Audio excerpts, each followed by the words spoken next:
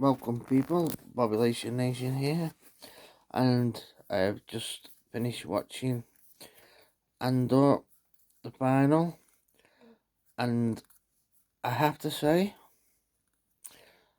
although not the best final to the season, I was kind of hoping for a bit more, but I am looking forward to season 2, and I really hope that they make it. Now, I made a video, I watched when I first started watching it, season 1, episode 1, and about halfway through episode 2, I paused it, made a video saying, wow, this is really slow and boring. It really was, and I was quite disappointed. Anyway, I persevered, because obviously they released 3 episodes in one go, and it wasn't until the end of episode 3 something really started happening. But then it really got interesting. There was some character development. There was obviously a plan. Something was set in motion. Something was going to happen. And I actually changed my tune. I was like, actually, when the episode's coming to an end, and I'm actually like, oh, that finished a bit soon. I want to know what's going on next. Well, that to me is the mark of something that's good. If it finishes and you want to know what's going on next, obviously it's engaging, it's drawing you in, and it just got better. There was 1 or 2 episodes that were a little bit, not much going on, sort of thing, a bit slow and that. But it's all part of uh, like I say, the development, the world building, the character development, and this was a completely new take on the Star Wars franchise. And well, I actually uh, got really invested in it, and I just feel really sorry that it didn't. It wasn't as popular as what it should have been. In fact, Tony Gilroy, was he the director, the producer, writer? He came out in that article saying he was just expecting the built-in audience, and he was expecting, bad critic scores, but the audience, and instead it got quite well received with critics, and they ended up chasing the audience, and that is solely down to the marketing, the what's happened on the Disney Star Wars. The sequel trilogy was absolutely ridiculous. I've heard people say, the Andor series isn't really Star Wars. Well, the sequel trilogy wasn't Star Wars. It was just absolutely ridiculous, canon breaking, law breaking, just bad acting, bad characters, awful. Uh, I couldn't even bring myself to sit and watch The Rise of Skywalker all the way through.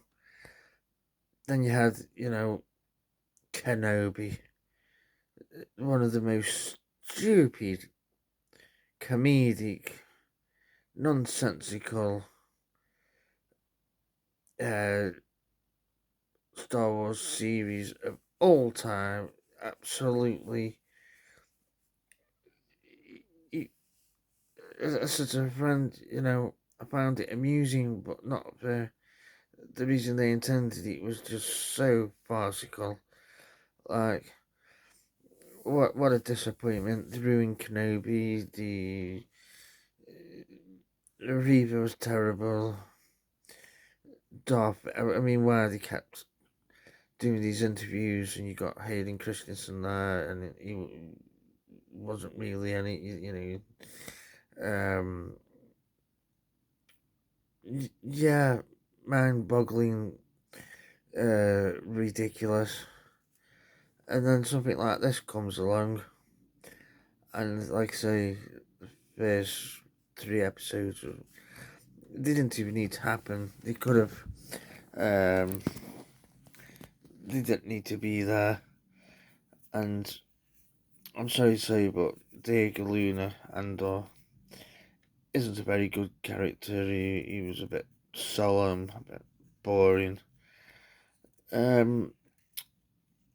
But the sporting cast I thought were brilliant. The look of the world around them, the world building, I thought was really good. The uh, visuals, both practical and CGI, were very good. A completely new take on it, Um, very interesting seeing it from the common people and whatnot. The workings of the Empire. Um, and like I say, quite a few of the episodes finished, and it was like, oh, I wish it went on a bit longer, and I can't wait to see what happens next now. And like, yeah, the the numbers speak for themselves. He just didn't perform. I think after they've ruined the franchise so much, and especially with Kenobi and Andor's not the biggest character, is he? But not the biggest draw. So and I actually think if it was on, say, Netflix, and it wasn't based on Star Wars, but some other sort of futuristic uh, type sci-fi show, um, I actually think people would have watched it if it had some good advertising. People would have watched it. People into the science fiction, science fantasy, space fantasy type stuff. Uh, Perhaps would have seen it advertised and thought, oh, this looks actually quite interesting. We'll give it a go. And I think it would have got some good word of mouth. And I think it would have actually done really good. But yeah, we get to the final. I think the 2 episodes before the final were very good, in the prison and then obviously the escape. They get out and so now we're in the final and yeah, really enjoyed it. I thought it was well done. The don't want to spoil it too much, but they have the sort of funeral, and you have the people there on the planet. The rebellion's already been festering, and yeah, and it's now kicking off. There's also subplots that are all to do with um the funding of the Rebellion, how it's getting going. And I can't wait for season 2. I hope they bring out a season 2. I think I am looking forward to it. I hope they continue with this storytelling. I think the writing's pretty good for the most part. Like I say, Andor I think's the weakest link. He's not the most charismatic, but good supporting cast. Very interesting. The visuals are really good.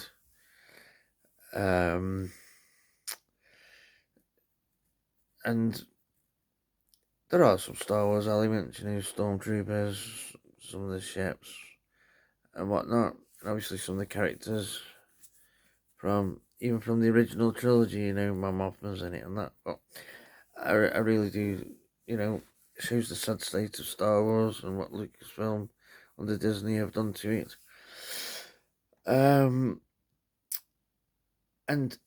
I do think, if it was on something like, if HBO Max had made it, HBO or Netflix, and sort of made it as a, not to do Star Wars, but some new futuristic, good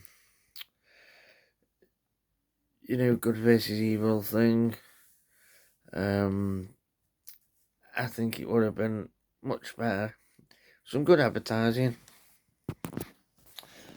and it would have got much more word of mouth because, let's face it, most of the older Star Wars fans have had enough. Most of the normies just aren't really interested. People, the younger generation aren't interested in Star Wars. Disney Plus, I don't think it's the best platform for something like this. And I'm surprised it's got quite good critics scores.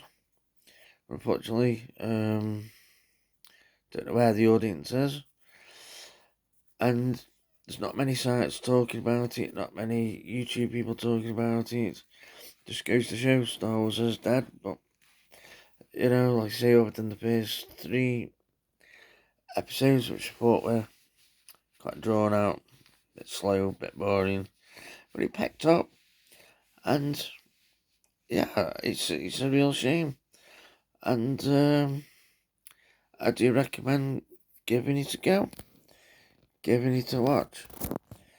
I don't think you really have to be that much of a Star Wars fan to actually enjoy the journey that certain of the characters are going on.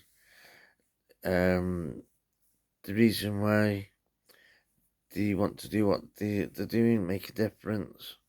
They're fighting for freedom, which I think is quite a universal motivation.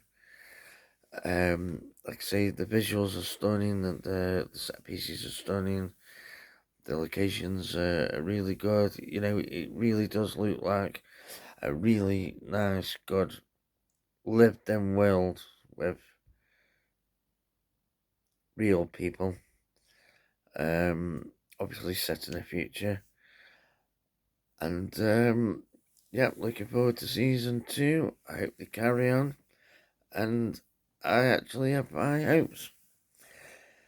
So maybe there is a future for Star Wars, but it's going to take a hell of a lot. And hopefully they won't bring out any more disappointment. I do know that there's a lot of things planned that are coming out that are probably going to overshadow it. But Andor, give it a go, see what you think. I'd like to hear what you think. And if you agree with me, or if you don't, Yeah, drop a comment. See what you think. See, what they could do more. I appreciate your subscription. Yep, and have a good day. May the force be with you.